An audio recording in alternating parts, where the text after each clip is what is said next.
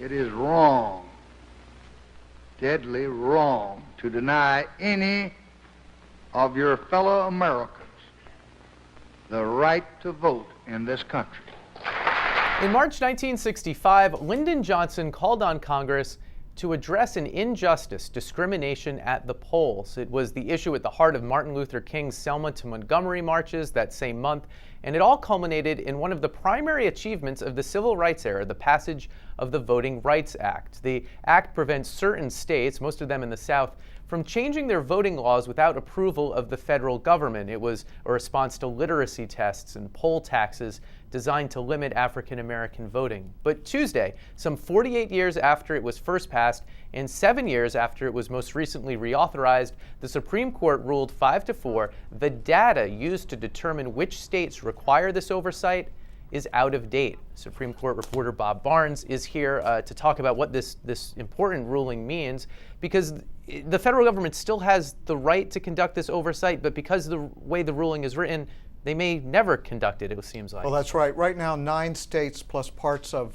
7 others are covered by the Voting Rights Act, and it means that before any changes are made to their election laws, voting laws, political redistricting, they have to be approved either by the Department of Justice or by a panel of federal judges. And so it sort of puts the onus on the states at the beginning. They can't go into effect until they get approval.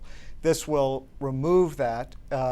And so the court says, well, Section 5 is still okay. It's still okay to limit some states, to single out some states, but that the data used was way too old. For instance, Chief Justice Roberts pointed out that one of the points of the Voting Rights Act at the beginning was that black voter registration was so much lower than white registration. But in recent elections, in the majority of these states that are covered, black voter turnout has actually been higher than white voter turnout. So what would the government have to do to find new criteria, new data to redraw which states might still require this oversight? Congress would have to come up with a new plan, and most people think that would be extremely difficult to do. It'd be very hard for senators or representatives these days to say, my state deserves to be singled out.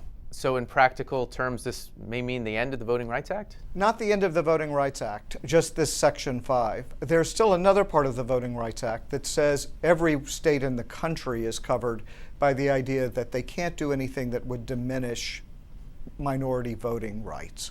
But this does change the sort of burden from states having to prove that their law is okay to others having to prove that there's something wrong with the law.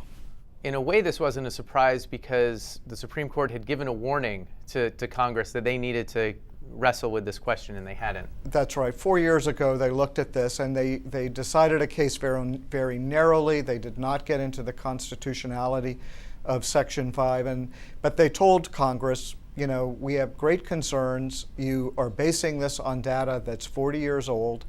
And times have changed in the South, as Chief Justice Roberts said back then. Congress didn't do anything to change the formula. So they point out some of the ways that the data or the circumstances back in the 1960s no longer apply. So does that mean this doesn't have practical impact now, or will this affect voting laws? Well, it will. I mean, it'll be, for instance, that some laws can go into effect, though, without federal approval. For instance, Texas and South Carolina last year, they both had voter ID laws that they had passed. Texas's was not allowed to go into effect because the judges found that it could hurt minority voting. South Carolina's was after the state made a lot of concessions as a result of the inquiry. And it was actually the Justice Department saying, hey, you need to kind of change this law. In this case, it was a panel of federal judges who did it. But you know, other states passed voter ID laws and they go into effect, and then someone has to challenge them. That's what happened in Pennsylvania last year.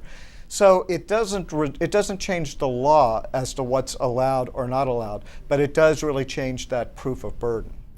So did it have a practical impact on the 2012 election? Those South Carolina and Texas laws may have been there in November? That's true. That could have happened. You know, one aspect that's happening right now, Virginia has just passed a voter ID law. Virginia was one of the covered states. Well, now Virginia's law will no longer have to pass through this process of being approved by either the Justice Department or this panel of federal judges. Every indication we get the same-sex marriage decisions Wednesday. The Chief Justice said that tomorrow will be their final day, and there are only 3 cases left. 2 of them are the same-sex marriage cases. So we have every indication that that big decision will come then. Okay, look forward to it. Thanks. Sure thing.